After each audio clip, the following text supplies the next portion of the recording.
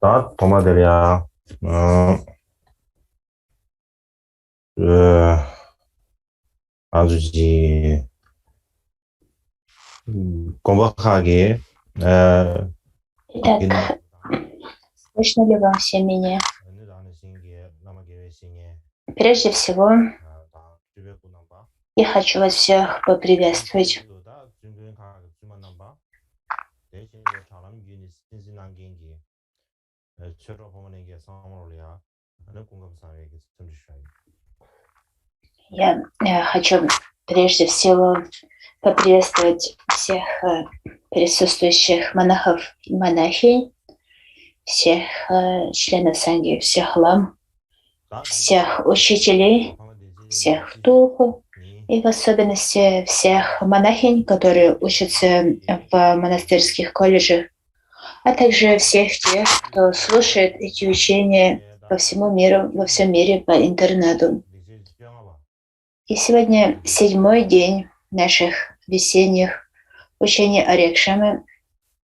И сегодня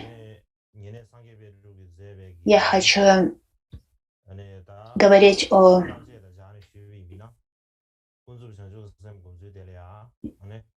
Я хочу говорить о 14 и 15 благом деянии из автобиографических стихов «Благие деяния Кармапы Микюдоржи». В соответствии со структурным содержанием из комментария Сангья Палтрупа, основная часть, как он практиковал пути 3 типов индивидов, разделяется на путь индивида малых способностей, средних и высших способностей. В свою очередь, путь индивида высших способностей состоит из зарождения бодхичитты и содержания 2 типов бодхичитты. И созерцание 2 типов бодхичитты разделяется на созерцание относительной бодхичитты и созерцание абсолютной бодхичитты. Мы сейчас изучаем созерцание относительной бодхичитты, которое делится, в свою очередь, на обмен себя от других и принятие неблагоприятностей как пути во время пост-медитации. И в этом разделе у нас 10 составляющих. Мы с вами закончили принятие приятных слов как пути, стих 14. И сегодня мы с вами продолжим с 15 стиха принятия страдания как пути. Простите, мы закончили 13 стих, и сейчас мы продолжим с 14 стиха.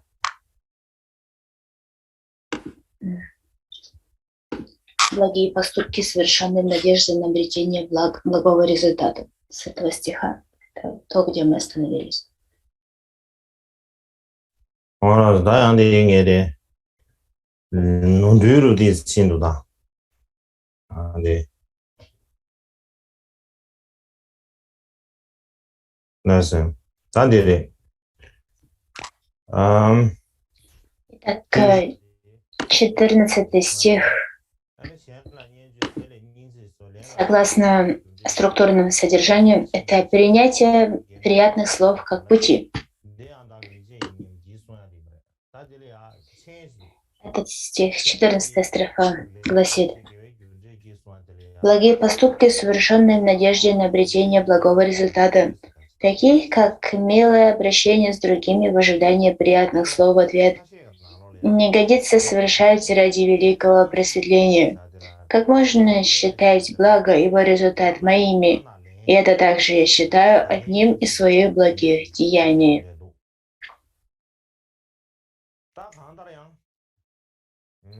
И в этом стихе есть сноска на строку такие как милое обращение с другими в ожидании приятных слов в ответ. И в этой сноске говорится необходимость отказаться от обмана других. Владыка продемонстрировал примерами своей истории жизни. И некоторые мастера говорят, что эта строка может иметь другие варианты написания, и которые также могут означать не как милое обращение с другими в ожидании приятных слов в ответ, а ложь в обращении с другими в ожидании приятных слов в ответ. Как бы там ни было, смысл этого стиха в том же, когда мы говорим кому-то что-то приятное лишь для того, чтобы получить что-то взамен. Например, когда мы ублажаем милой речью благотворителей для того, чтобы они дали нам что-то, даровали нам что-то и так далее. И, и когда эти другие люди, даже полны недостатков, в результате мы не говорим им об их недостатках, а мы, наоборот, мы прославляем их благие качества. И также, если у нас есть возможность предотвратить негативный поступок кого-то, указав ему или либо ей на этот поступок, но мы не делаем этого, мы не предотвращаем негативность. Это неблагой поступок. И такие люди, которые стремятся получить что-то взамен от других, они никогда не говорят о недостатках прямо. Они никогда не пытаются остановить кого-то, кто собирается совершить что-то неблагое. И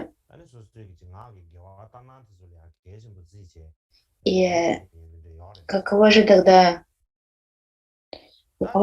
отношение других? Этот духовный учитель никогда никого не критикует, никого не критикует, никогда не говорит ничего дурного о других и так далее. И если причина этого в том, что такой учитель заботится лишь о своей репутации, то в результате что может возникнуть? Это ложь и неиспользование возможностей для того, чтобы остановить кого-то от совершения неблагих поступков, вместо этого восхваления других, в то время, когда у них вместо качеств лишь недостатки.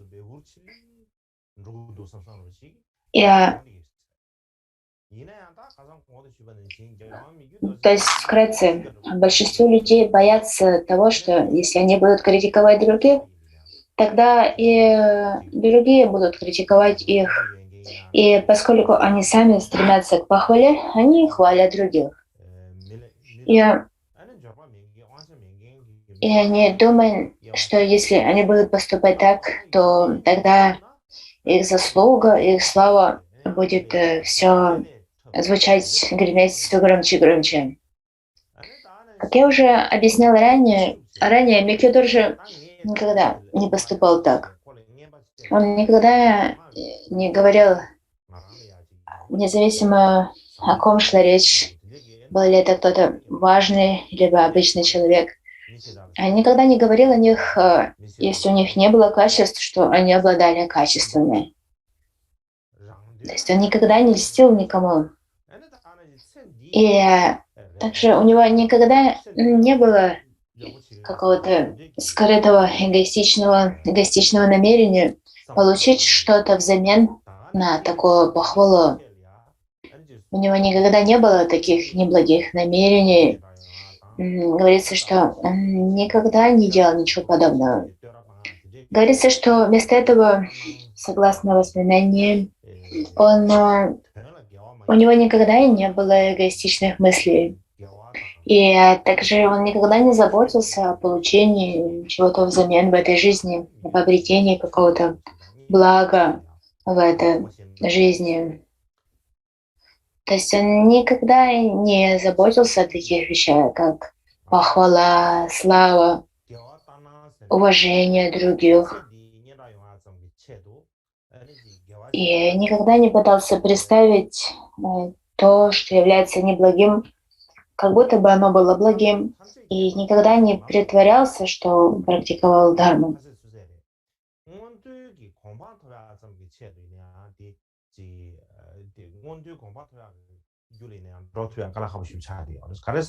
Это то, что мы можем назвать ложной добродетелью.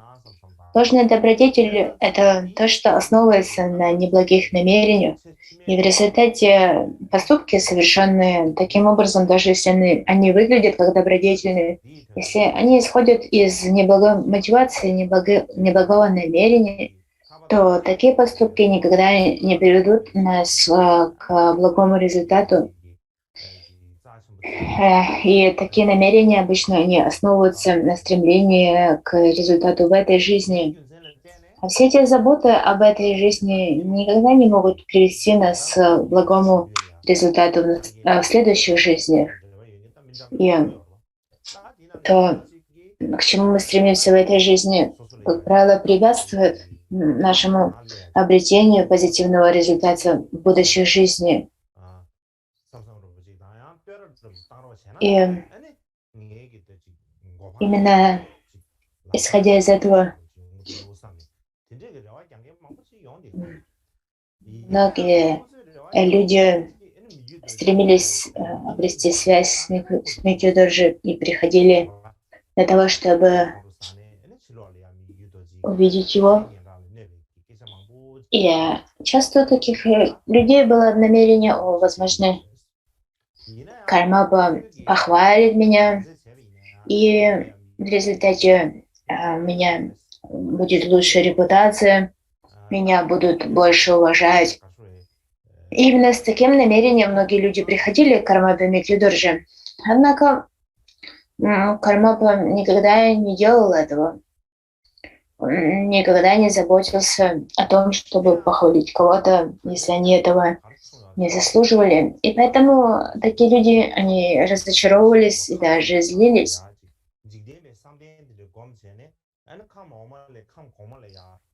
Микки-доржи никогда не заботился об этом и никогда не обращал на подобные вещи внимания.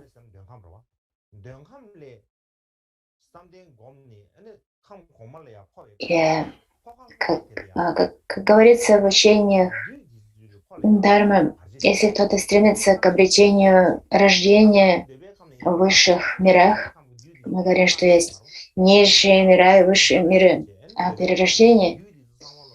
Поэтому для того, чтобы переродиться в высшем мире, например, в мире форм, либо в мире без форм, то для этого необходимо практиковать медитацию, практиковать самадхи.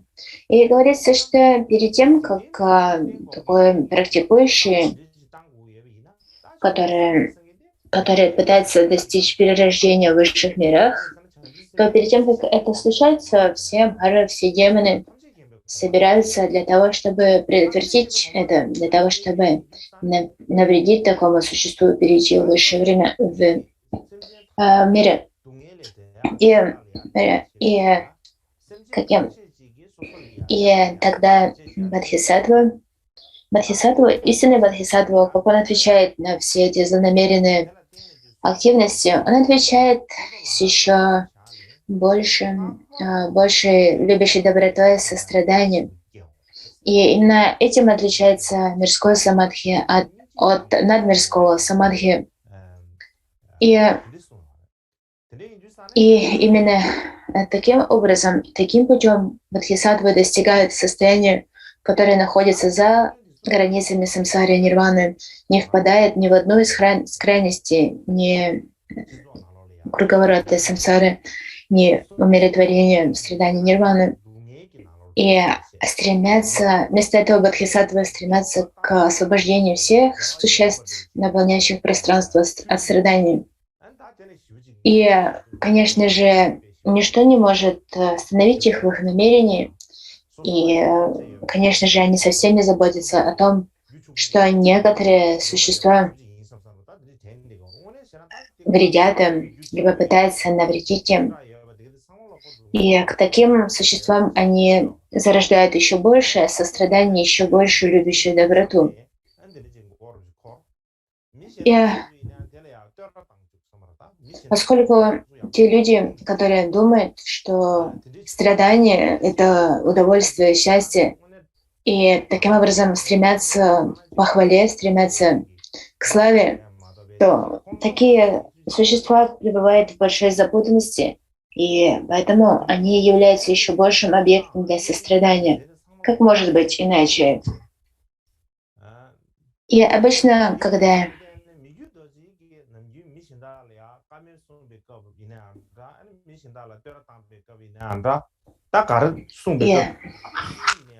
и, и поэтому обычно в таких ситуациях нам, когда мы встречаемся с такими существами, то это не повод для гнева, это повод для большего сострадания. И Митю тоже очень хорошо понимал это. И поэтому, когда он говорил с другими людьми, что бы он ни говорил, он всегда говорил это, основываясь на своем глубоком понимании. И, и его намерение всегда было, принесет ли это благо и счастье этим существам. Даже когда он шутил с другими существами, либо вел какие-то обычные повседневные разговоры с ними, то, как он говорил, очень сильно отличалось от разговоров обычных существ. Он говорил удивительные вещи, которые многие, кто слышал их, хотели немедленно записать. Они говорили, это удивительно, то, что он говорит, мы хотим запомнить и записать это. То есть похоже, что то, о чем он говорил, было очень четкими наставлениями о том, как практиковать добродетели, о том, как оставить недобродетели. И это было то, о чем он говорил, независимо от темы разговора. Была ли тема разговора дharma, либо какие-то мирские дела. То есть независимо от того, о чем он говорил, он всегда давал сущностные наставления. И это похоже на то, что сама суть благой речи, которая является одной из 8 составляющих восьмичастного благородного пути, это как раз то, что было воплощено в речи Кармапы Митюдожи. И сейчас давайте взглянем, в чем же заключается смысл этого стиха. Мне кажется, есть 3 таких составляющих. Первое — это когда нам не следует поощрять других людей лишь для того, чтобы получить поощрение, либо похвалу в ответ. Например, нам не следует стремиться к тому, чтобы другие ставили нам лайки на Фейсбуке, либо других платформах онлайн. И, конечно, эта строфа была написана много лет тому назад. И однако, если мы постараемся объяснить ее в соответствии с обстоятельствами нашей современной жизни, возможно, мы сможем лучше ее понять. Итак, о чем здесь говорится в этой строфе? Это то, что нам не следует восхвалять других для того, чтобы получить похвалу либо восхваление в ответ.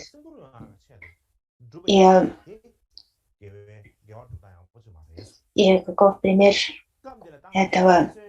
Ту добродетель, которую мы совершаем сейчас, все эти добрые поступки, которые мы совершаем, они не должны быть устремлены к получению благого результата, такого, как получение одобрения в ответ, какого-то уважения со стороны других. И как пример того, что довольно распространено в наши дни. Это то, когда люди отправляются куда-то, чтобы провести время с другими. К примеру, они отправляются на вечеринку, в какой-нибудь бар, ресторан, да, они одевают какую-то красивую одежду. Конечно, если это монахи и монахини, то у них нет какой-то особой модной одежды. Однако обычные люди, они красиво одеваются, и они пытаются сфотографировать себя в наиболее выгодном ракурсе. То есть они смотрят, как же поставить камеру, чтобы они выглядели лучше всего, с какой стороны лучше, чтобы падал свет, чтобы они выглядели красивее на этой фотографии. И то есть они прилагают всевозможные усилия для того, чтобы хорошо выглядеть на фотографии, чтобы у них были подлиннее ноги, чтобы у них лицо не выглядело толстым. Поэтому они пытаются поставить камеру таким образом, чтобы все это выглядело как много лучше. И затем они делают такую фотографию, но даже на этом они не удовлетворены, поскольку потом есть различные всякие приложения, которые помогают им улучшить такую фотографию. К примеру, если они считают, что они выглядят слишком бледными, тогда в таком приложении они могут выглядеть более загорелыми, более смуглыми. Либо наоборот, они могут выглядеть более белыми. Например, если им кажется, что они слишком толстые, то такое приложение может помочь им выглядеть более стройными. И затем, когда они удовлетворены результатом, они постят эту фотографию онлайн и ждут, когда же другие начнут ставить им лайки. И затем сидят и считают эти лайки на Фейсбуке либо в другом приложении. Но на самом деле, что получается в результате? Тот человек, сфотографированный на такой фотографии, на самом деле он совсем не такой, как он выглядит на фотографии. И зачем люди делают это? Они хотят, чтобы другие видели их с лучшей стороны. Они хотят, чтобы другие восхищались ими. Они хотят понравиться другим. И в этом как раз и заключается главное намерение, с которым они делают все это.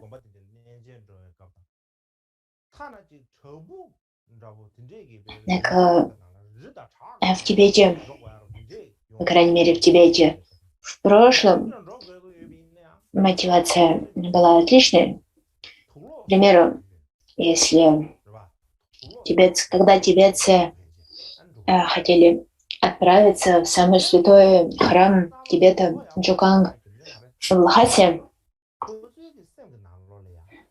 и, к примеру, если старшие люди старшего возраста, к примеру, женщины, когда они отправляются в Джоканг, чтобы поклониться Джоу, либо даже когда они отправляются, чтобы посетить своего учителя, отправляются в какое-то святое место, либо даже просто отправляются в место затворничества, в какую-нибудь пещеру для ретрита в горах. Тогда они одевают красивую одежду. И почему они это делают? Поскольку они обладают верой, они относятся к этому совсем по-другому. Вот, я отправляюсь посетить святой храм, либо я собираюсь увидеть своего учителя. Это особое событие для меня, именно поэтому я одеваю красивую одежду. То есть они совсем не заботятся о том, что другие будут хвалить их за это, либо восхищаться ими. И также есть еще другой тип ситуации, в которой мы можем находиться. К примеру, какое-то важное событие, какой-нибудь вечер, какое-то торжественное событие, свадьба, либо церемония награждения, что-то подобное. И если иногда нам необходимо ходить на такие мероприятия, принимать в них участие, то когда мы принимая в них участие, то тогда необходимо одеваться соответствующим образом. Необходимо одевать соответствующую обувь, соответствующий костюм.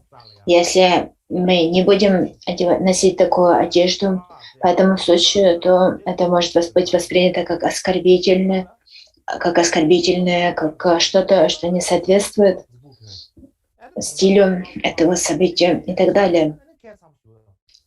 То есть такой подход и такое приготовление к этому участию необходимо.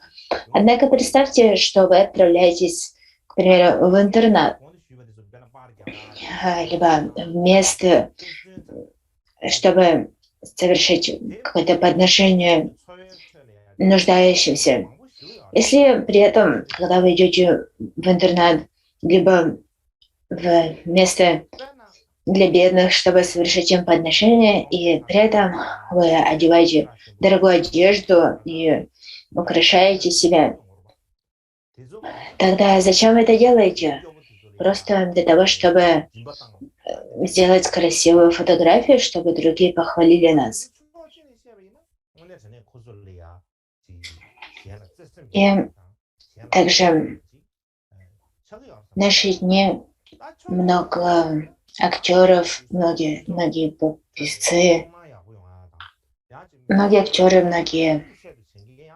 певцы, и многие из них делают хорошие вещи. К примеру, они помогают бедным и так далее. И возможно, что они делают это, потому что у них есть добрые чувства и стремление помочь кому-то. Однако также возможно, что они делают это лишь из стремления заработать хорошую репутацию, чтобы другие хвалили их, уважали их. И с точки зрения дхармы и практикующих дхармы, то нам не следует делать подобное лишь для того, чтобы получить одобрение кого-то, либо заработать уважение кого-то. Нам не следует заботиться об этом. Любые благие поступки, которые мы совершаем, они должны быть совершенно свободны от такого стремления, такого намерения. И не только это. Когда мы делаем какие-то обычные поступки, к примеру, когда мы изучаем дхарму, когда мы находимся в затворничестве, в ретрите, то есть это все благие поступки, которым следует радоваться. Однако, если мы используем эти благие поступки для того, чтобы кичиться ими перед другими, к примеру, я провел столько лет в ретрите, либо я изучил столько текстов, и стремление в этом заключается в том, чтобы другие хвалили нас, либо восхищали нами. То есть, если кто-то сделал что-то благое, это, конечно, очень хорошо, и это может другие могут воодушевиться, когда они узнают об этом. Однако, если наше стремление в совершении добродетели лишь в том, чтобы другие похвалили нас, то это абсолютно бессмысленно. Таким образом, не может быть накоплено добродетели. И, к примеру, когда я был маленьким, жил в Тибете, то меня окружало много пожилых людей, и большинство из них не умели читать и писать. То есть они могли сидеть, глядя в текст, и притворяться, что они читают, но на самом деле они не умели читать. Кроме того, у них не было знания касательно дхармы, они мало знали о дхарме. Однако все то свободное время, которое у них было в жизни, они никогда не тратили его впустую. Все свое свободное время они посвящали начитыванию мани-мантры Ом Мани Падма Хум. И они И с каким намерением они читали мани-мантры? Для того, чтобы принести благо всем существам. На протяжении жизни они могли накопить несколько миллионов повторений мани-мантр. И они делали это не для того, чтобы кто-то похвалил их, либо для того, чтобы кто-то узнал об этом. Совсем нет. Они делали это с чистой мотивацией принести благо всем существам. И именно это то, как они накапливали заслугу. И поэтому, когда мы совершаем добродетель, совершенно необходимо исследовать свою мотивацию и определиться с тем, в чем заключается наше истинное намерение. Если мы совершаем что-то благое, мы должны стремиться к тому, чтобы это принесло благо другим. Точно так же, когда мы кого-то хвалим, нам необходимо понять, зачем мы это делаем. Если мы хвалим кого-то лишь для того, чтобы этот кто-то похвалил нас в ответ, то это нечистая мотивация.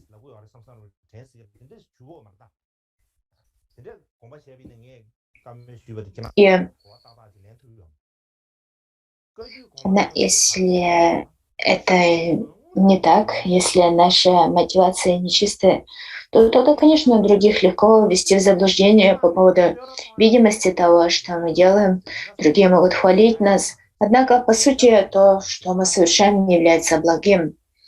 И при этом я не хочу сказать, что нам не следует принимать похвалы других, либо отказываться от похвалы других.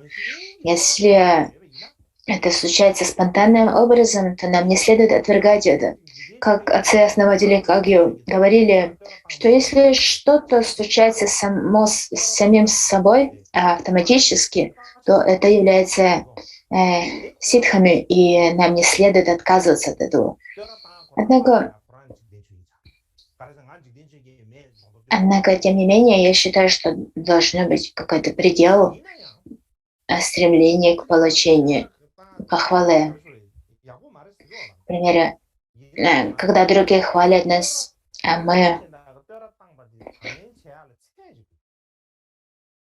Когда, например, кто-то хвалит нас, а мы в ответ начинаем пророчествовать таким образом: «О, это все не имеет значения, о, похвала, это 8 мирских даром, я не слушаю эту похвалу», и так далее. Это на самом деле такое отношение, стремление заблокировать, это также является мирской дармой, мирской заботой.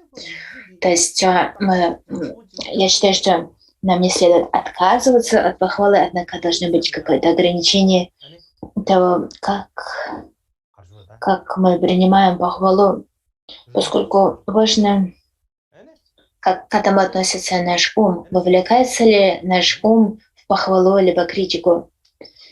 Если наш ум приходит в восторг, когда нас хвалят, и расстраивается, когда нас ругают, то это не есть хорошо. Нам необходимо равностное отношение. Это, можно сказать, некая независимость в своем уме, способность стоять на собственных ногах и не заботиться о том, что думают и говорят нам другие. И главной целью практики добродетели, если мы делаем это лишь для того, чтобы получить какую-то похвалу от других, то это не должна быть правильной мотивацией. Это не является основной мотивацией. Это неправильно.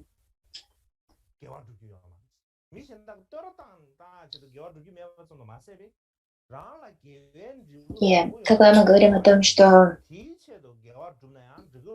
когда нам не следует совершать добродетель лишь для того, чтобы другие нам дали что-то за это, либо похвалили нас, то в соответствии, то касательно этого в Намтаре «История освобождения» и Митья-Доржи говорится, что нам не следует стремиться к получению какого-то одобрения, либо стремиться к созреванию такого благого поступка.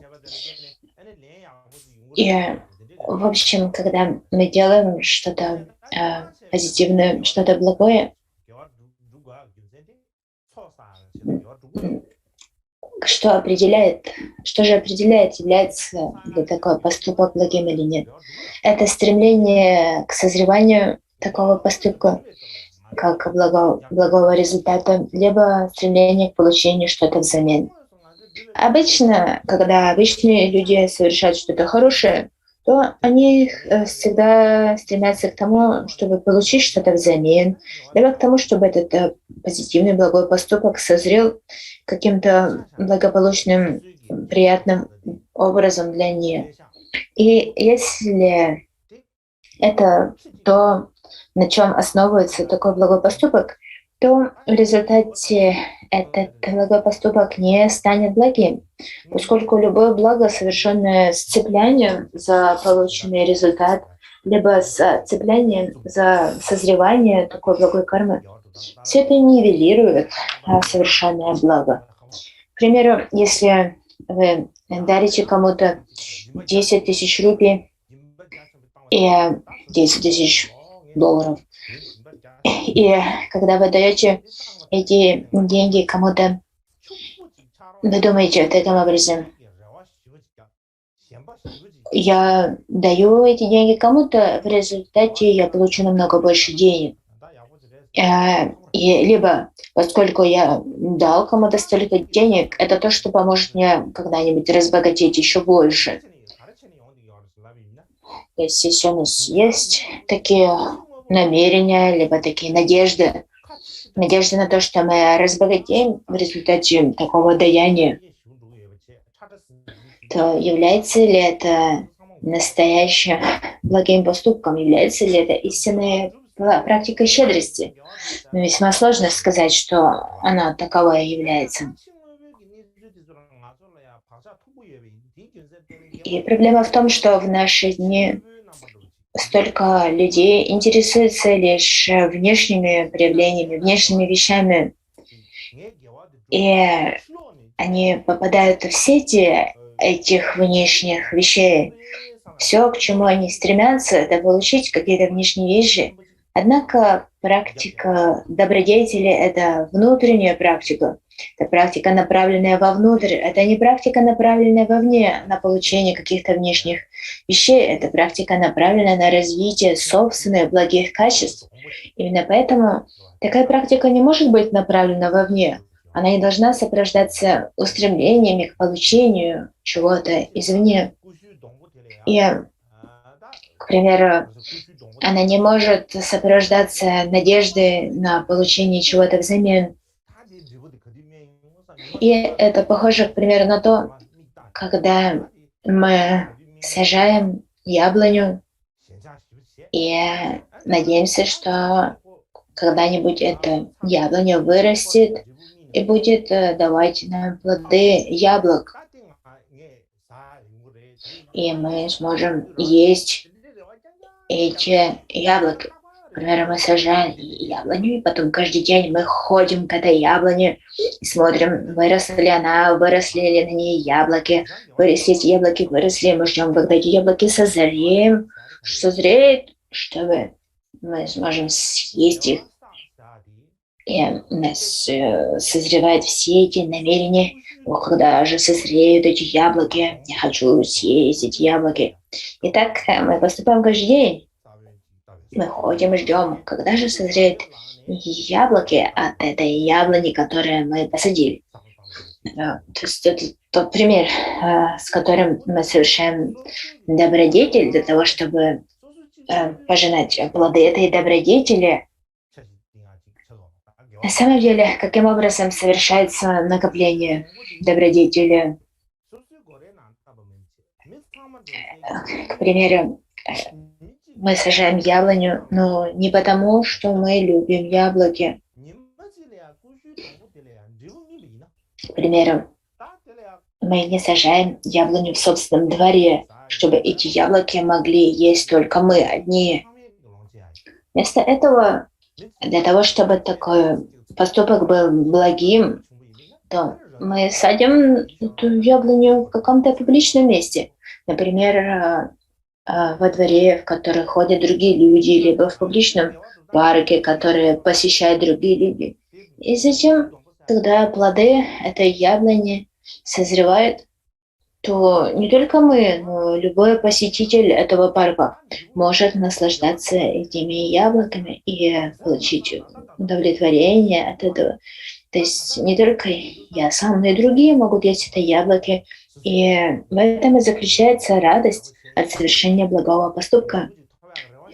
И этот пример с яблоней — это всего лишь пример. Но примерно таким образом мы можем понять, что такое практика добродетели. Когда мы говорим «я практикую добродетель», то мы не должны при этом стремиться к немедленному созреванию плода такого благого поступка. Примеры. Я сделал что-то хорошее, и зачем мне что? О, почему результат этого благого поступка до сих пор не созрел? Наверное, карма, причина и результат не работают. На самом деле, если вы понимаете, что такое карма, причина и результат, то вы понимаете, что закон кармы и не приложен, и что совершенные поступки созреют рано или поздно.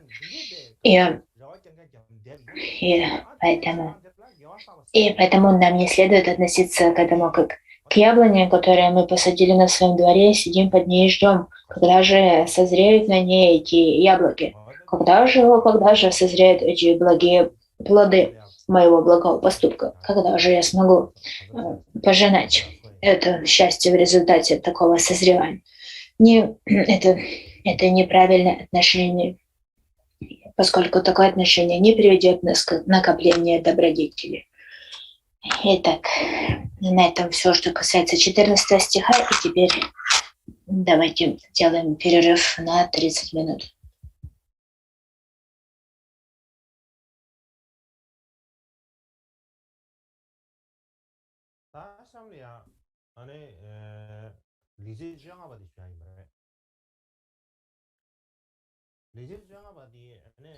И сейчас давайте взглянем на 15-й благой поступок. 15-й благой поступок — это 5-е из 10 вещей, которые следует принимать как путь. И согласно структурному содержанию, 5-е, что нужно принимать как путь, это принятие страдания как пути. Итак, 15-я строфа. Принятие страдания как пути. 15 стих говорит: какими бы ни своевременными, невыносимыми и нестерпимыми ни были кармические плоды, чем больше я их испытывал, тем больше убеждался в истинности сказанного совершенным Будды. Я обрел уверенность в принятии неблагоприятности как пути, и это также я считаю одним из своих благих деяний. В чем же заключается смысл этого стиха? Как я уже говорила, независимо от того, были ли обвинения, которые выдвигались в адрес Микёдоржи, обоснованными либо нет, было много людей, которые вредили ему. И эти люди, кому он верил, не обманывали его, подводили его. Также он испытывал другие препятствия, такие как болезни, препятствия для своей активности. Однако, что бы ни происходило, он никогда не думал таким образом: «О, я Тулку, я никогда не отворачивался от драгоценностей, мое намерение всегда заключалось в том, чтобы приносить благо другим, поэтому все, что я делаю, в соответствии с дхармой». Поэтому это неверно, это неправильно, что такие неблагоприятные, негативные вещи случаются со мной. То есть он никогда не расстраивался по этому поводу. И он никогда бы не сказал ничего подобного.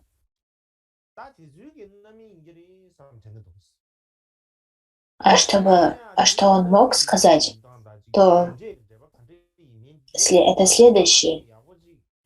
В самсаре с безначальных времен мы приносили вред множеству существ, мы причинили множество страданий, и все, что я испытываю, это кармическое созревание этого.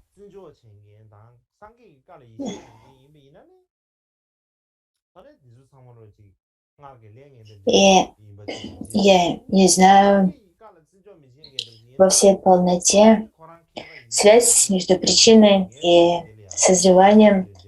Я не знаю во всей полноте закон кармы, однако я верю, у меня есть уверенность в том, что учил Будда, и поэтому я верю в закон кармы.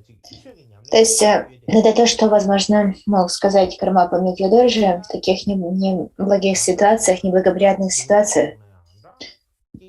Поскольку если мы верим в закон кармы, то мы должны понимать, что созревание кармы непреложно. Однако как обычные существа, мы не знаем все тонкости, все тонкости созревания кармы. Мы можем лишь полагаться на основании того, что говорил Будда. Все, что происходит для такого человека, для того, кто верит в карму, все эти неблагоприятности, такие как болезни, причинение различного вреда и так далее, это все не является неблагоприятной ситуацией, поскольку такие неблагоприятные ситуации — это лишь повод для зарождения отречения и для практики добродетели. И в жизни Митьюдоржи мы можем найти много примеров, когда он поступал именно таким образом.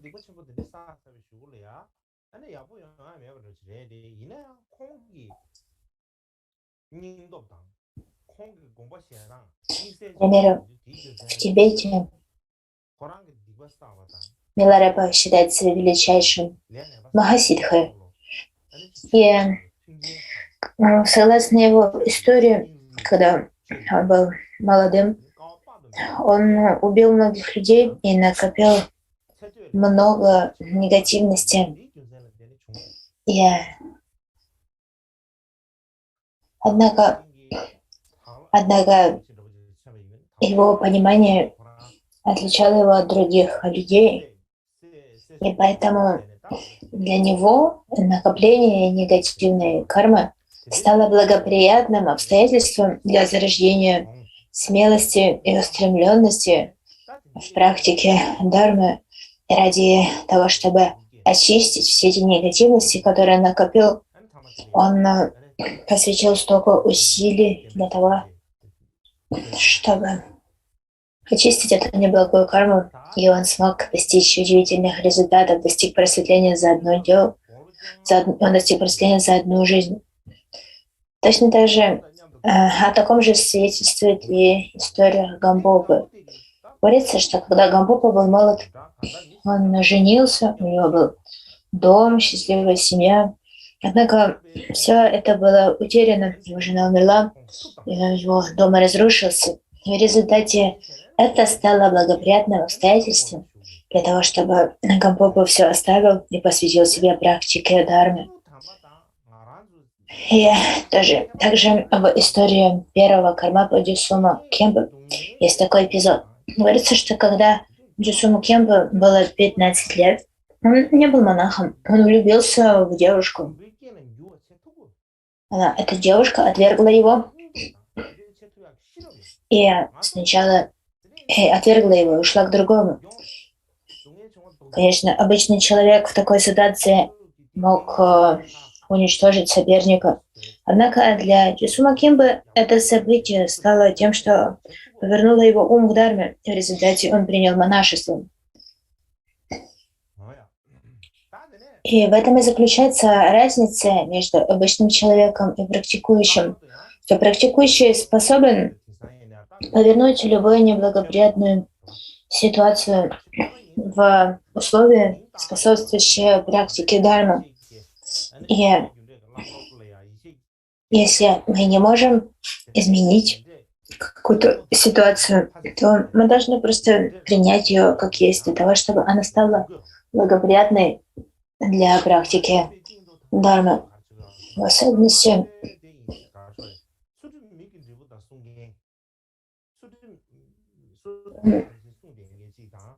в особенности в прошлом было много кто провозглашал себя великим практикующим.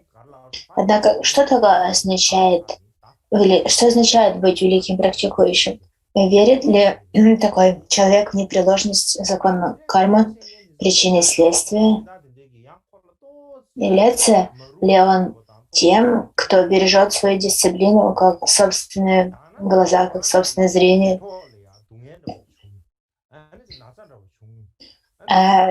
Часто это не так. Эти люди обманывают других.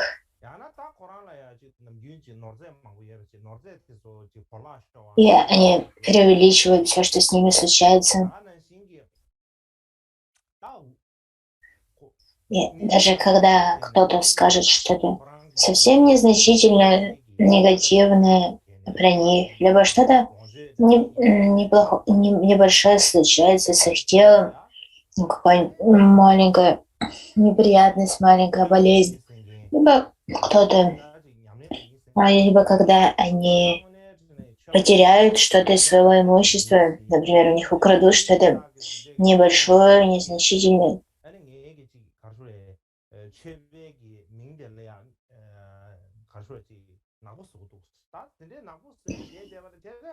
То даже в таком случае они не могут терпеть этих обстоятельств, то это свидетельствует о том, что это не является практикующим дharму.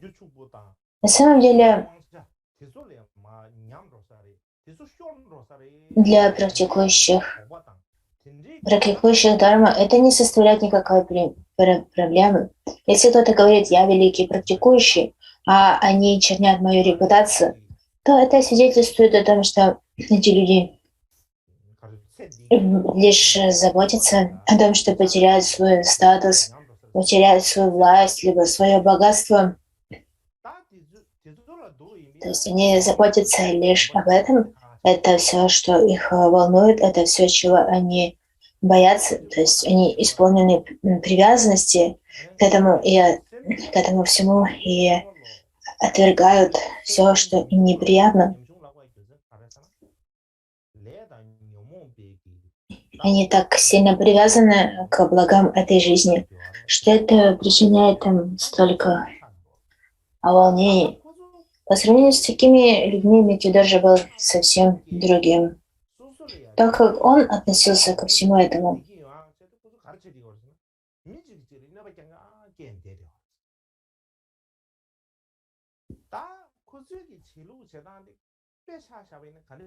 Это для того, чтобы защитить тех, кто подвергался таким страданиям, Микидожи всегда относился к ним как к слабым существам, которым нужна защита, что они лишь причиняют вред друг другу, и они пытаются лишь получить что-то для себя. И поэтому это те, кто не понимает, что происходит, и нуждается в особенной защите. К примеру, если кто-то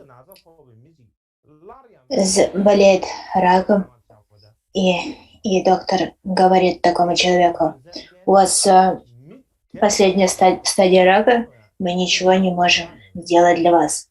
То, конечно, такой человек, такой пациент будет испытывать большое страдание. То есть они уже и так страдали от болезни, но когда такой диагноз ставится им, когда от них все отказываются, то такой пациент, от которого отказываются все врачи, то это причиняет им, таким пациентам, еще больше страданий. И точно так же Микидожи, когда он встречался с такими существами, которые повергали себя в состояние еще большего страдания, то он чувствовал к ним еще более сильное сострадание. И Микидоржа сам он прожил довольно короткую жизнь. Он умер, когда ему было всего 48 лет.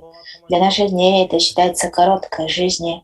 Говорится, что во второй половине жизни он страдал от многих болезней.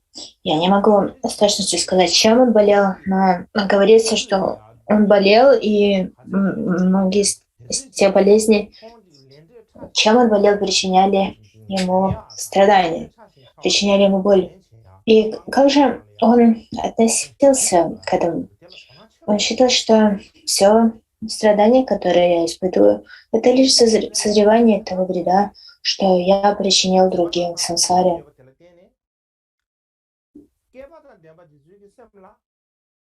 И поэтому, независимо от того, и поэтому, чем больше страдало его тело, это было лишь большим знаком для того, что он должен быть еще более внимательным к поступкам своего тела, речи и ума.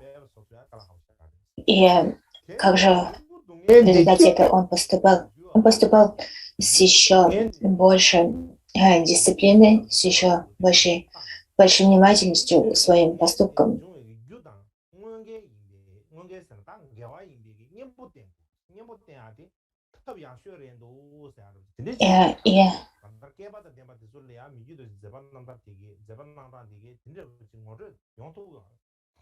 И это то, что отличает отношение к страданиям великих существ. Они понимают, что любое страдание, которое они испытывают, это негативности, которые они совершали в прошлом. Они не стремятся как можно быстрее преодолеть это страдание. К примеру, как относятся к этому обычные люди? Они хотят немедленно прекратить это страдание, применить как можно более сильное противоядие для того, чтобы поменять ситуацию. Однако Микки тоже относился к этому по-другому.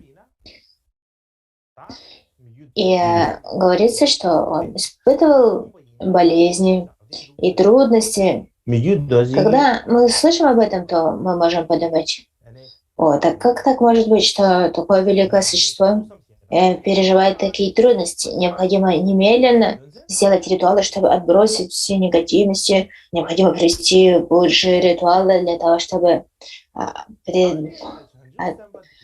поменять эти негативные обстоятельства.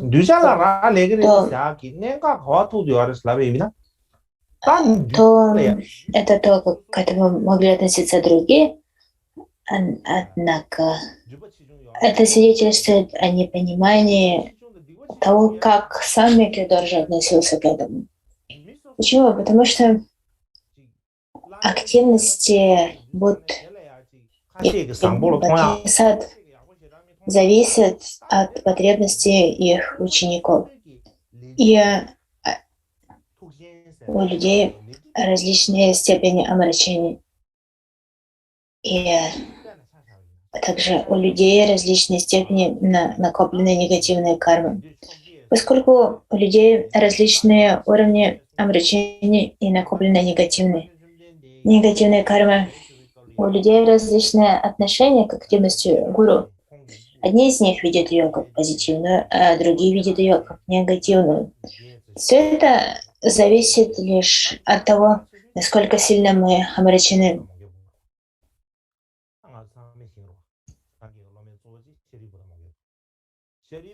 И, к примеру, мы говорим о 8 великих учеников Будды, о 8 великих Шраваках. И это те наиболее выдающиеся ученики, которые всегда сопровождали Будду. Они называются 8 великими Шраваками. И самыми известными из них, возможно, являются Шарипутра и Маудгаляна. Шарипутра отличался своим уровнем постижения мудрости. Однако тем, кто был наиболее искусным в проявлении магических проявлений, чудесных сил был Маудгалян. И так давайте взглянем на жизнь Маудгаляна. Маудгаляна был так известен тем, что он был искусен в проявлении чудесных сил, чудес. И как же он умер? Говорится, что были не буддистские практикующие, не буддистские адепты, которые избили Маудгаляну палками, и в результате этого он умер. То есть о чем это свидетельствует? Что был такой величайший ученик Будды, мог проявлять великие чудеса, и его побили палками и убили его, по сути. Почему же, как же к этому отнесутся обычные люди? Они спросят, почему кто-то, кто мог проявить великие чудеса, он не проявил эти чудеса для того, чтобы спасти себя? Ответ в том, что в прошлом Маудгаляна накопил негативную карму причинения вреда другим, и некоторые типы кармы, они должны вызреть. У других типов кармы не обязательно вызревание, они могут вызреть, либо могут не вызреть, то есть могут проявиться, либо не проявиться. Но есть типы кармы, которые 100% вызревают и проявляются, и даже Будда не может остановить этого. Это был один из таких случаев, такая карма созрела, и в этой ситуации Маудгаляна был не способен проявить никакие чудеса. И говорится, что когда его избили, он даже не думал о том, чтобы проявить чудеса. И именно в результате этого избиения он умер.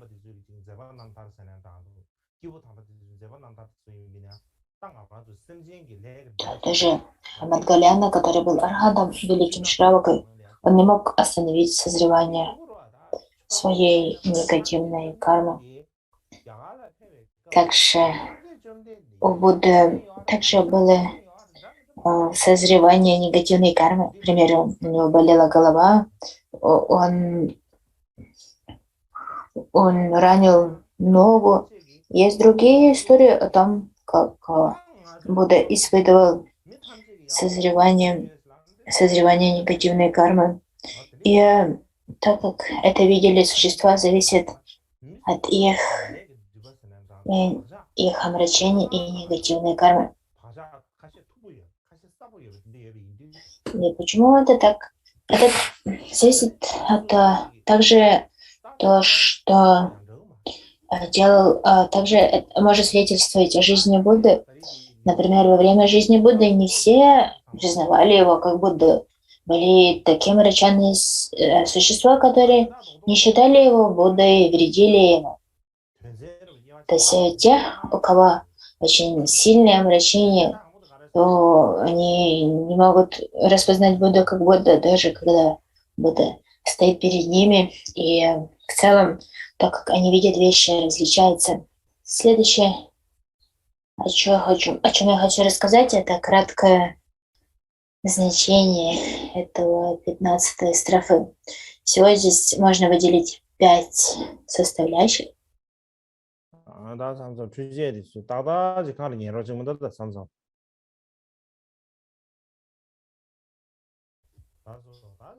Итак, есть 5 составляющих значения этого стиха. Первый аспект – это то, что любые неблагоприятности, любое страдание – это результат негативной кармы, накопленных с безначальных времен самсары. Поэтому, чтобы распознать их, нам необходимо верить в кармическую причину и следствие. Карма, причина и следствие является самой сутью буддийского учения. И Мы постоянно говорим о карме, о законе, причине и следствии.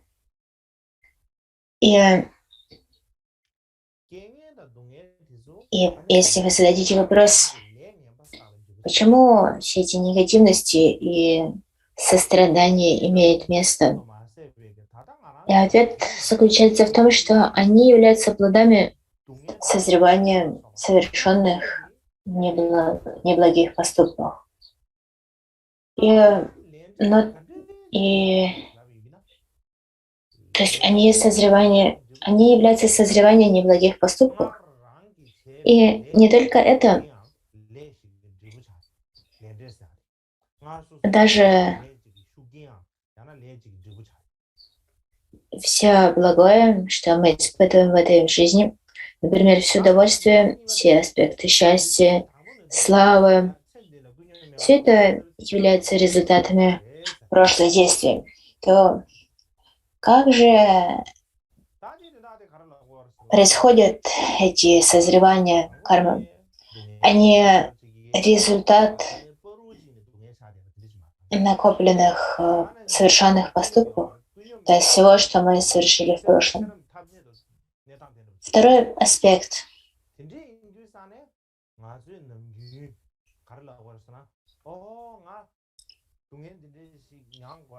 что в тех случаях, когда мы испытываем лишь страдания, то это может восприниматься как что-то несправедливое. Такой человек может задаваться, почему я всегда страдаю, почему во всех жизнях я испытываю страдания. Мы всегда задаемся вопросом, в чем причина, почему я так страдаю, почему люди обижают меня. Я не понимаю, почему так происходит. И у меня нет никакой причин для того, чтобы они обижали меня. Но они делают это. Либо, к примеру, почему моя любимая бросили меня. Я не сделал ничего такого, чтобы они бросили меня. Или, к примеру, почему мои родственники так рано умирают? Почему они болеют? Они болеют. Или, к примеру, почему я потерял работу? Почему в моей жизни столько трудностей? То есть на все эти вопросы касательно, почему все это происходит со мной. И каков итог, к которому мы приходим? Что жизнь несправедлива, что одни люди ничего не делают, и все у них хорошо, они богаты, счастливы, а другие люди постоянно страдают. Я всегда поступал хорошо, мне нечего стыдиться. Я творил лишь добро. Почему же я так страдаю? Почему все это происходит со мной? Такие вопросы мы можем задавать.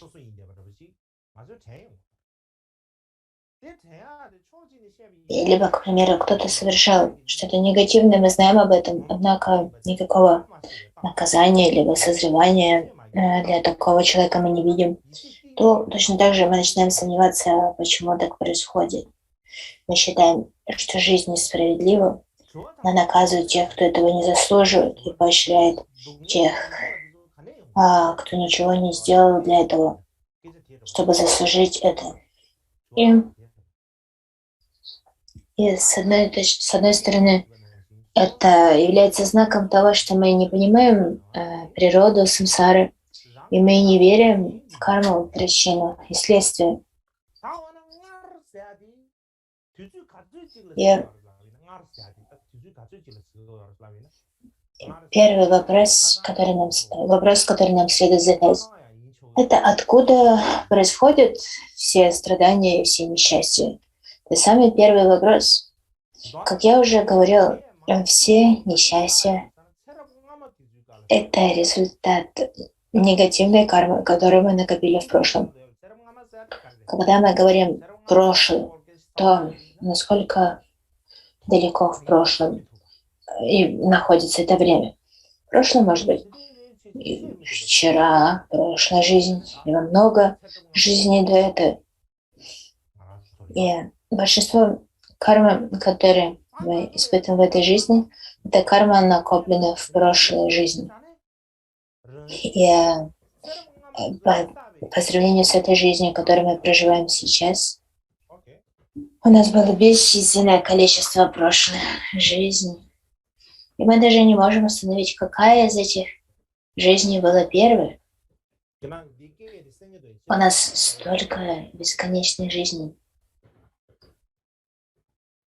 И это такое бесконечное количество жизней, которые мы проживаем, и в каждой из этих жизней мы накопили столько негативной кармы. И эта карма также бесконечна.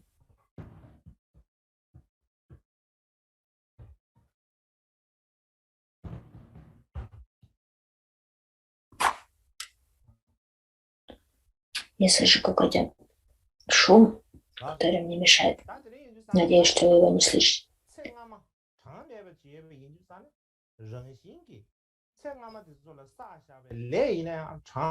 Итак, когда мы говорим о прошлой жизни, то мы имеем в виду бесчисленное количество прошлых жизней, жизни с безначальных времен, и во всех из этих жизней мы накапливали негативности.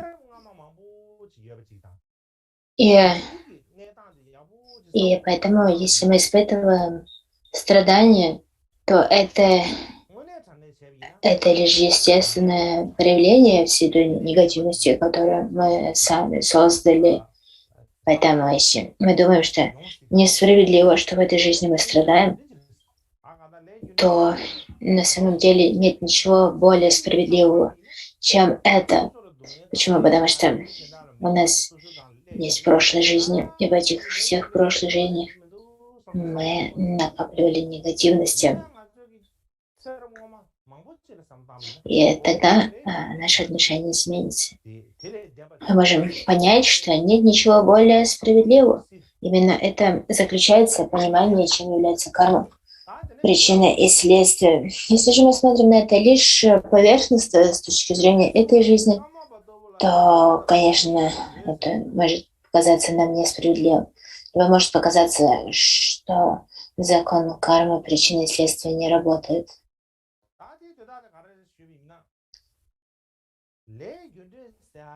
Да, с точки зрения прошлой жизни, ничто не может быть более справедливым, чем созревание кармы. Итак, сейчас давайте взглянем на третий аспект. Третий аспект заключается в том, что даже такие существа, как Будда и Кармапа, испытывают страдания и препятствия. Что это означает? Что когда мы говорим о карме, причине и следствии, то если мы задаемся вопросом, в чем заключаются пределы кармы, то, к примеру, прошлое воплощение Кармапы и даже сам благословенный Будда испытывали страдания. И колесница основа говорит о том, что тело Будды было результатом негативной кармы, то есть эти 5 сканок, из которых состояло тело Будды, это было результатом негативности, именно поэтому на уровне тела Будда испытывал созревание негативной кармы как страдание. К примеру, он болел. Например, есть история о том, что у Будды болела голова, что у него были занозы, которые причиняли ему боль. Кроме того, у него был двоюродный брат по имени Девадатта, который причинял ему кучу проблем и неприятностей. И также в том, что касается предыдущих карма, то, как я вижу, то тот объем трудностей и страданий, которые испытывали кармапы, он значительно превышает все то, что испытывают обычные люди. они,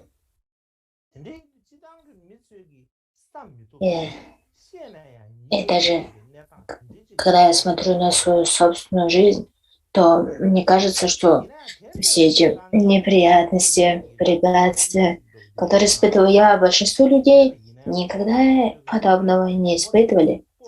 Однако давайте все-таки взглянем на жизнь предыдущих кормов.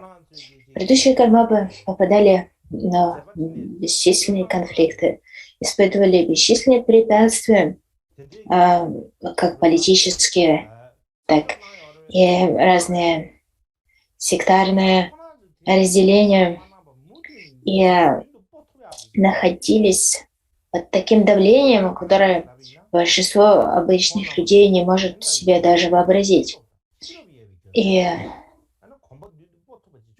и тогда вопрос, а пришлось ли им отказаться от своей активности в результате такого давления и всех этих негативных обстоятельств? Они никогда не прекращали свои активности и никогда не поддавались влиянию негативных обстоятельств. Они всегда продолжали двигаться вперед. И почему это было возможно? Потому что у них была смелость, а также мудрость, несравнимая ни с кем, с мудростью и смелостью других людей.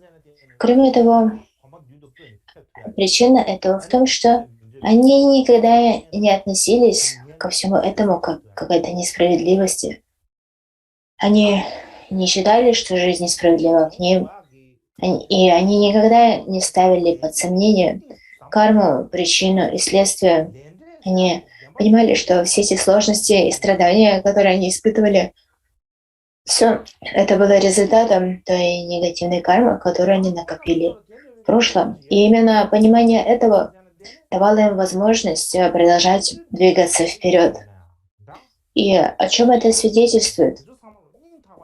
О том, что у них было очень глубокое понимание кармы, причины и следствия. Они обладали уверенностью в том, что закон кармы не приложен. И поэтому у них была такая смелость.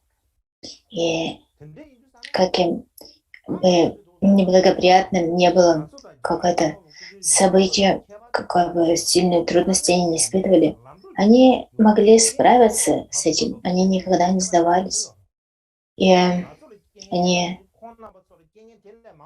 никогда не прекращали идти по пути, они никогда не теряли веры в три драгоценности. И когда мы смотрим на это и думаем об этом, то в чем же заключалась разница между нами и предыдущими кармабами? Как раз в том, что когда прошлые кармабы испытывали все эти негативности, препятствия, то они относились к этому совсем не так, как к этому относимся мы. Когда все эти неблагоприятности случались, то они совсем по-другому смотрели на них. Для кармабов все эти негативности не были чем-то, в чем они обвиняли других. Они не считали, что кто-то другой виноват в этом. И даже те люди, которые угрожали их жизни, хотели их убить и так далее,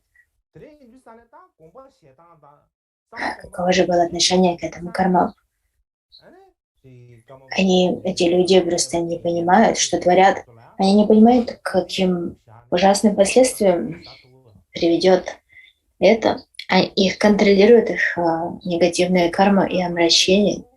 И в результате карма испытывали к ним еще большее сострадание, еще большую любящую доброту. И поэтому, когда люди причиняли вред кармабам, либо, либо критиковали их, то это не только не расстраивало их, но эти негативности становились причинами, по которым они зарождали еще большую любовь и сострадание к этим людям. А причина, по которой происходило именно так, заключалась в том, что они верили в непреложность закон кармы, причины и следствия. Когда мы смотрим на прошлое воплощение кармаб, то они отличались по своему характеру. Некоторые из них проявлялись как гневные, и у них были такие гневные проявления, и похоже, что они были очень строгими. Однако в чем заключается смысл такой строгости и такого гневного проявления? Это похоже на мать, которая особо волнуется о своем ребенке, который постоянно совершает ошибки. И поскольку она так сильно волнуется о нем, она может проявлять свой гнев по отношению к нему, но этот гнев обусловлен любовью и заботой. И, к примеру, также часто бодхисаттвы называются юными. Например, мы говорим юные манджушри. Почему они зовутся юными? Потому что у них очень простой, неусложненный характер, похожий на характер ребенка. Бодхисаттвы, они подобны детям. Именно поэтому они зовутся юными. Они не похожи на усложненных взрослых, на сложных взрослых. И среди даже те кармабы, которые проявляли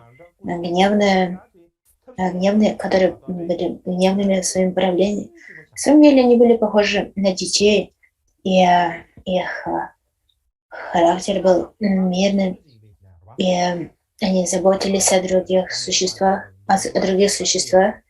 и они заботились о других, кто причинял им вред еще больше, подобно тому, как мать еще больше любит того ребенка, кто вовлекается в разные негативные ситуации. Итак, кем бы мы ни были, возможно, среди нас нет никого, кто бы никогда не испытывал трудности и страданий. Все люди испытывают трудности, все люди испытывают страдания.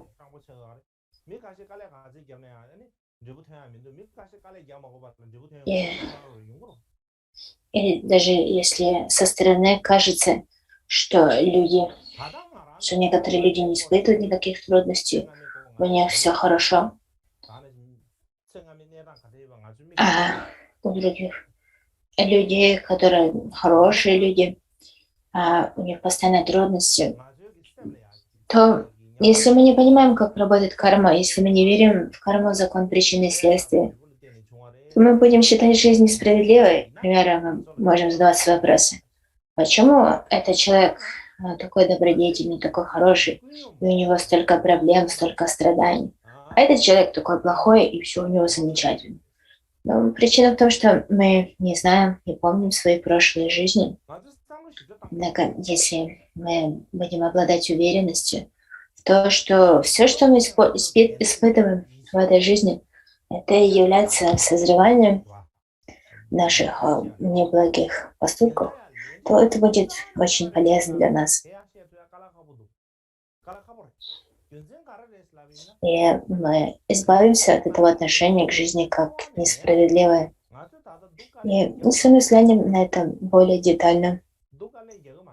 С одной точки зрения, вера в карму, причины и следствия, то является ли наша вера стопроцентной?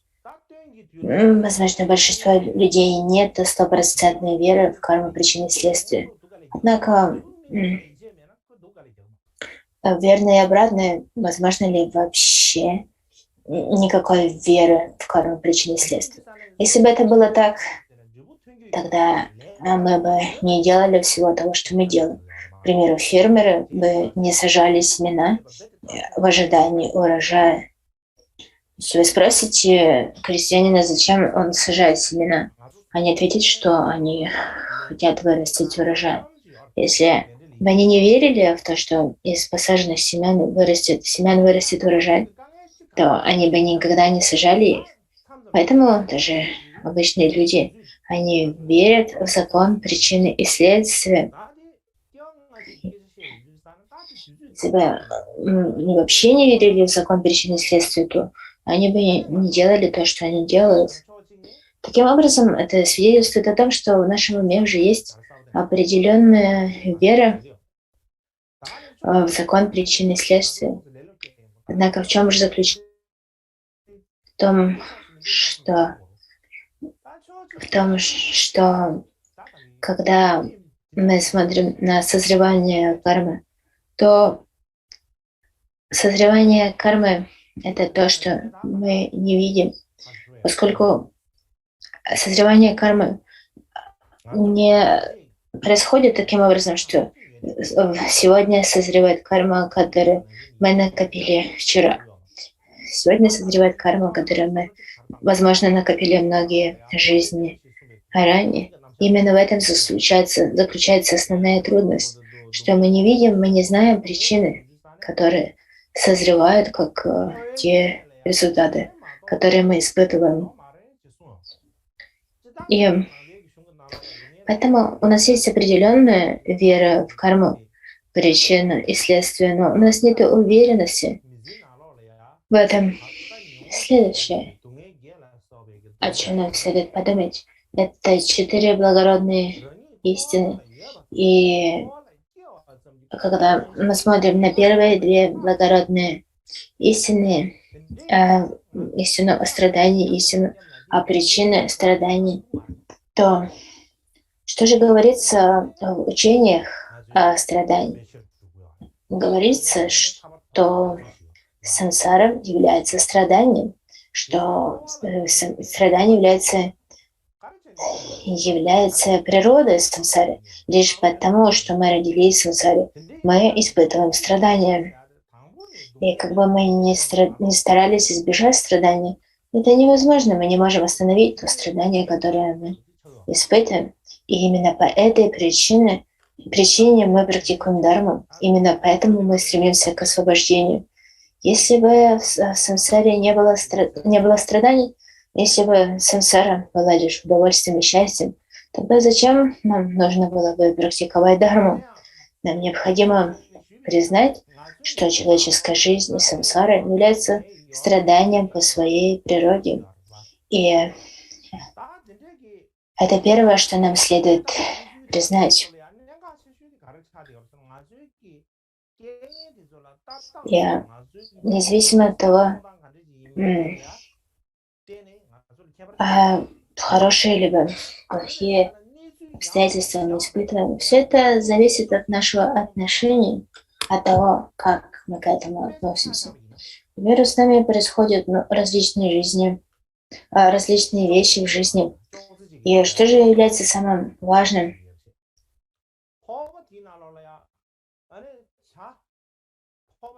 Что главное различие заключается в том, как мы смотрим на эти ситуации.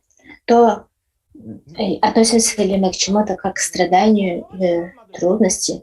Именно это определяет что-то как страдание и трудность. К примеру, на столе стоит чашка, и в этой чашке лишь половина ее наполнена чаем.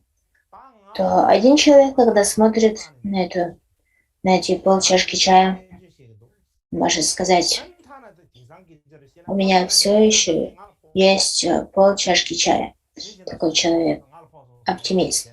А пессимист посмотрит на нее и скажет: о, у меня осталась лишь половина чашки чая. То есть тот чай, на который не смотрит, это один и тот же чай, однако их отношения отличны. Точно так же, когда возникают трудности и препятствия, пессимист подумает: ничто не получается, все обвиняют меня. Я тот, кто заболел ковидом, к примеру, во время эпидемии ковида. А как же посмотрит на это оптимист? Оптимист скажет: эта жизнь является плодом созревания кармы, накопленной в прошлой жизни. Это просто испытание, которое мне следует преодолеть в этой жизни. Это возможность для меня очистить свою карму, которую я накопил в прошлом. Это возможность чему-то научиться. Это великая возможность. Я, в особенности в этой жизни, многие ситуации, если мы будем относиться к ним лишь с точки зрения этой жизни, то они могут казаться чем-то невыносимым и огромным. Однако, если мы подумаем о них в перспективе многих жизней, то эти вещи не покажутся такими большими и значительными. То есть то, что мы считаем человеческой жизнью, зависит лишь от отношения к этому в нашем уме.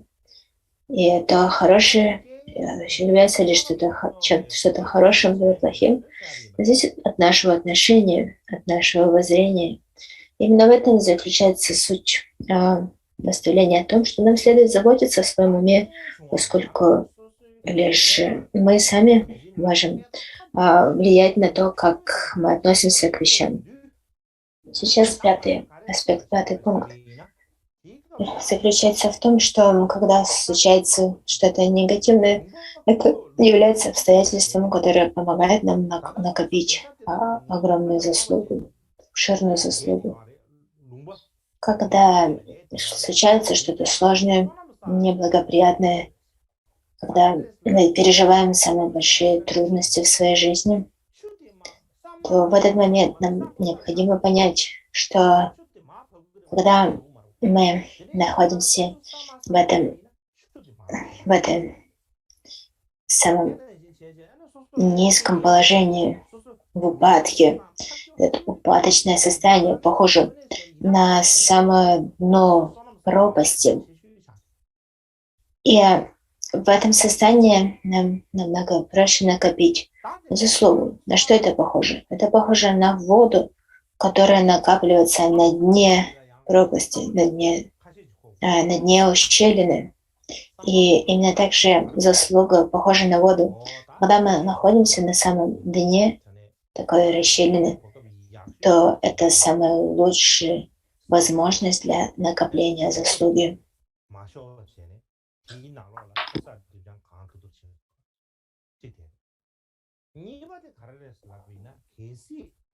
Также мы можем...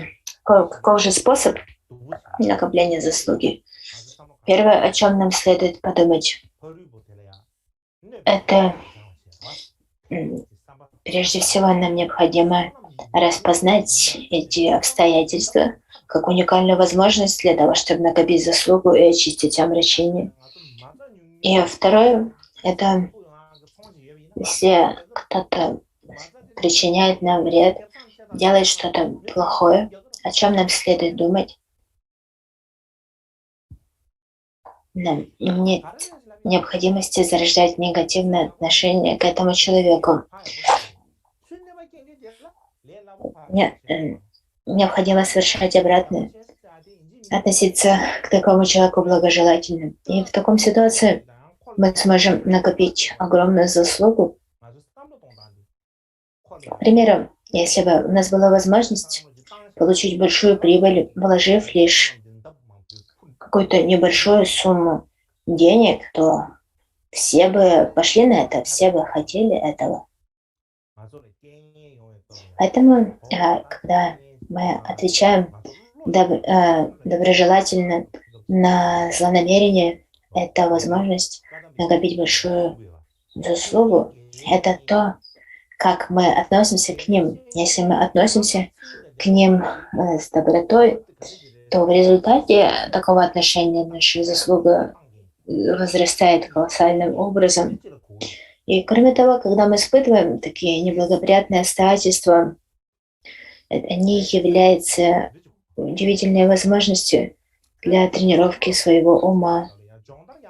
Как говорится, неблагоприятные обстоятельства являются духовным другом. Что такое? В чем заключается смысл духовного друга? Духовный друг – это тот, кто может улучшить наш ум. То есть такое обстоятельство является чем-то, что может улучшить наш ум. К примеру, если мы хотим совершить практику тренировки ума, то самым лучшим эта тренировка будет испытать такие негативные обстоятельства. Это будет лучшей тренировкой, если мы просто притворяем, либо воображаем, что мы принимаем участие в битве. Это очень сильно будет отличаться от настоящего участия в битве. Если при этом мы будем говорить о сострадании, ума не подмах ум, то это мы делаем, когда мы не встречаемся с трудностями, то это ничего не значит. Если же, когда мы встречаемся с трудностями, мы способны помнить о добродетели, помнить о наставлении своего гуру, то это имеет смысл. Если мы способны практиковать лишь когда все хорошо, то и мы теряем эту способность, когда все плохо, то это не имеет никакого смысла.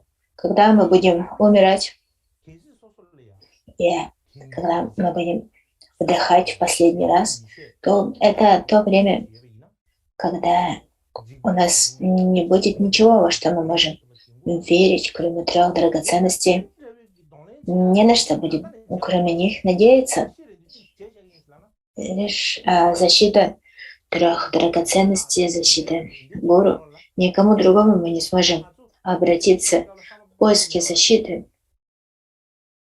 И если в тот момент у нас будет необратимая, непоколебимая вера, то что бы мы ни испытывали, все это не сможет поколебать нас. И если мы считаем, что у нас есть вера, но эта вера у нас есть лишь когда все хорошо, а только возникают трудности, то у нас их уже нет, то что же произойдет с нами в момент смерти? Что мы будем делать в момент смерти? Поэтому сейчас, когда мы еще живы, и у нас есть негативные обстоятельства, то это самое лучшее время для практики. И нам очень важно понять это и прилагать усилия для того, чтобы не терять такую уникальную возможность. И дело не в том, что нам следует искать такие неблагоприятные обстоятельства. Неблагоприятности – это не то, что следует искать искусственно. Такие неприятности случаются с нами со всеми. И в тот момент, в тот день, когда они случатся с нами, нам необходимо быть к ним готовым. Лучше, конечно, чтобы ничего такого с нами не случалось. Однако, когда не случается, нам не следует паниковать, терять всю свою смелость, впадать в депрессию. В таких обстоятельствах наша смелость должна лишь возрастать, а не уменьшаться. И мы должны обладать способностью придать себе силы и не потерять такую возможность. И, как я уже говорил, разница между великими существами и нами заключается в том, что великие существа а другом относится к страданиям и трудностям. То есть разница не в том, что великие существа не испытывают страданий, не испытывают трудностей. Иногда великие существа испытывают еще больше трудностей и страданий, чем обычные люди. Однако разница в том, как они к ним относятся. Когда они сталкиваются с такими трудностями, это повод для них для того, чтобы еще с большей стремленностью двигаться вперед.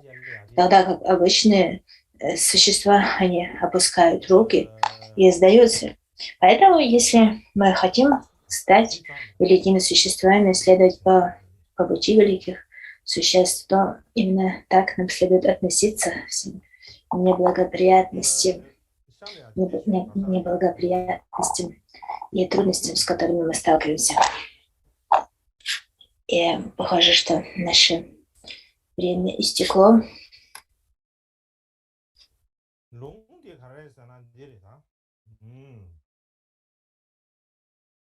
Я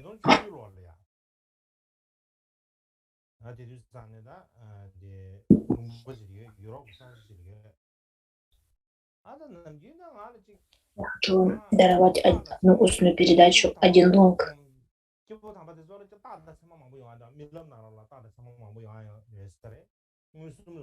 Это устная передача,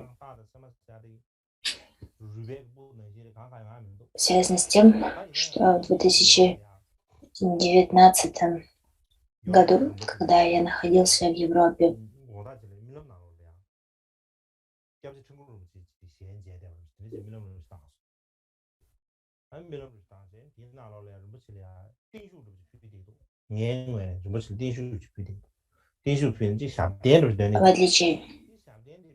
в отличие от великих существ, у кого часто бывают различные видения, знаки, у меня такого не происходит. Однако в 2019 году, когда в 2019 году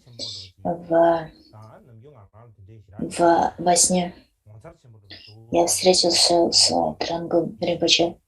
Я сделал ему подношение, и я вознес молитву.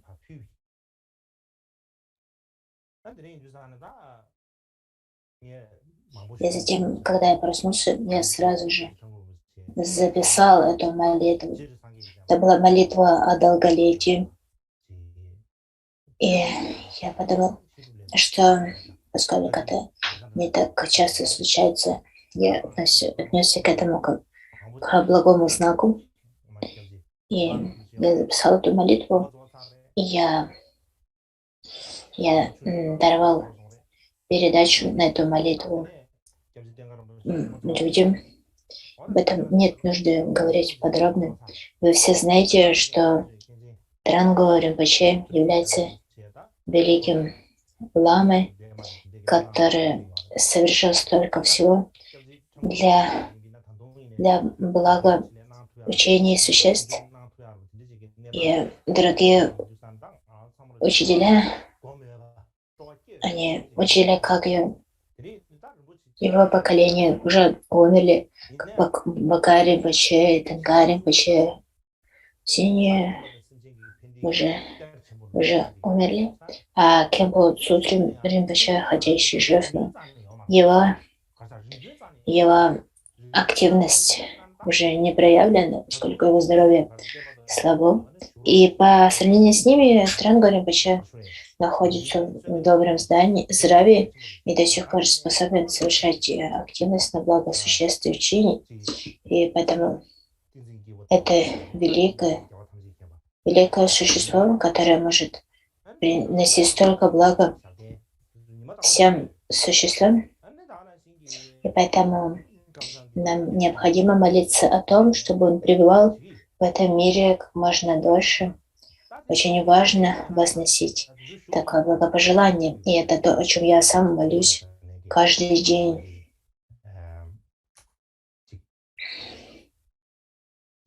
Я также молюсь о долголетии его святейшества Далай-ламы, а также о долголетии всех учителей Карма Камсанг и других великих учителей других линий.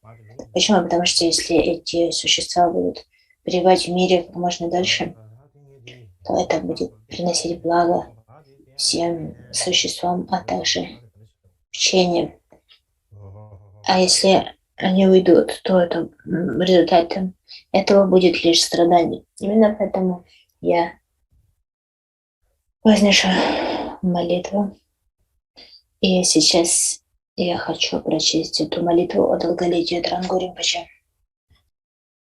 У меня нет текста, который я могу показать вам на экране.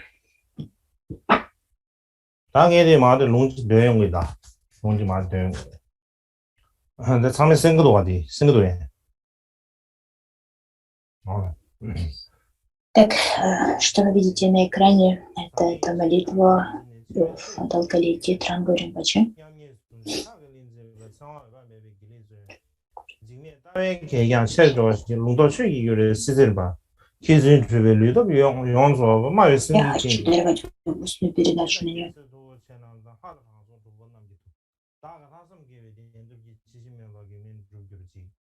tempo yongzo ki gewe shingin ka rinja me gyabzi changkuru mbazi kuzi yundi ki monam di ni xie kong ni ge chunan gyabzi rinpochi denshu piwa ta shan den jidar cheba ni se se tadong singa chen xin dobi ni me didri gyabzi di dabu yundu shuna dendru me chawa san u gen chi le zun bebe lombang da men ba wu wala da de cha den dozi jinda cha den jene ne jele ya di hanzu 지식인수 예배에 땅 안에서 청구기 최대 가상으로 하는 미세지 수도 Это передача.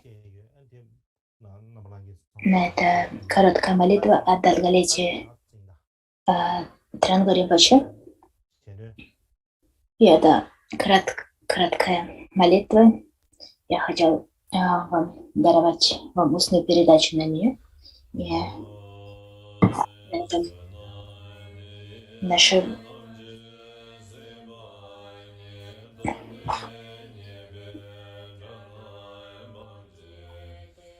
и на этом все давайте посвятим заслугу